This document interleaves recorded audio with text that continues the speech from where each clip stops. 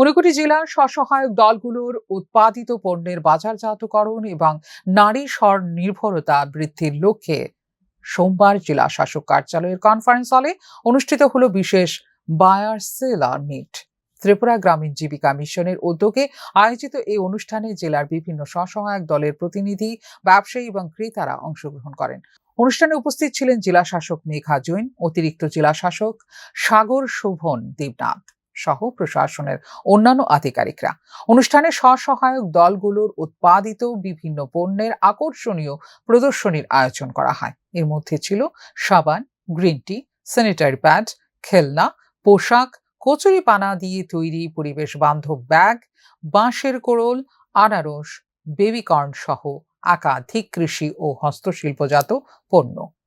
সভায় বক্তব্য রাখতে গিয়ে জেলা শাসক মেঘা জৈন বলেন, স্বসহায়ক দলের মহিলারা নিষ্ঠা ও দক্ষতার সঙ্গে মানসম্পন্ন পণ্য উৎপাদন করছেন। তবে প্রকৃত নারী ক্ষমতায়ন তখনই সম্ভব হবে যখন তাদের উৎপাদিত পণ্যের জন্য একটি স্থায়ী ও বিস্তৃত বাজার তৈরি করা যাবে। তিনি স্থানীয় ব্যবসায়ী, উদ্যোক্তা এবং সাধারণ নাগরিকদের এ পণ্য ক্রয় ও বিপণনের মাধ্যমে স্বসহায়ক দলগুলির পাশে দাঁড়ানোর আহ্বান জানান।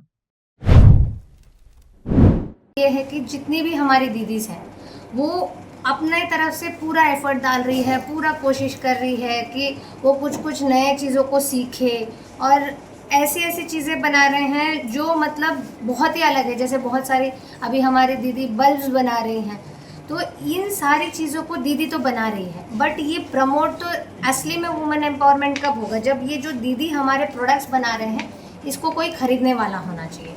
तो हमने इसीलिए बायर सेलर मीट रखा कि जितनी भी हमारी दीदी सेल कर रही हैं उसको बाय कोई तो करे। तो हमारे यहाँ पे जितने भी बायर्स हैं, मेरा उन सबसे वही अनुरोध है कि आप लोग हमारे जितने भी दीदी के प्रोडक्ट्स हैं, अचार हो गया, मसाला हो गया और बाकी जो भी प्रोडक्ट्स हैं, साबुन हो गया, ये सभी खरीदें, अपनी अपनी दुकान में इसको रखें और ये देखें कि आपके यहाँ पे कितना सेल हो रहा है। उसके हिसाब से आप हमारे दीदी लोगों को वापस कांटेक्ट करें। জেলা প্রশাসনের পক্ষ থেকে জানানো হয়, স্বসহায়ক দলগুলির পণ্য সংরক্ষণ ও বাজারজাতকরণের সুবিধার্থে একটি এগ্রিগেশন সেন্টার গড়ে তোলা হয়েছে। পাশাপাশি জেলা শাসক কার্যালয় চত্বরে চালু করা হয়েছে স্থায়ী প্রদর্শনী ও বিক্রয় কেন্দ্র।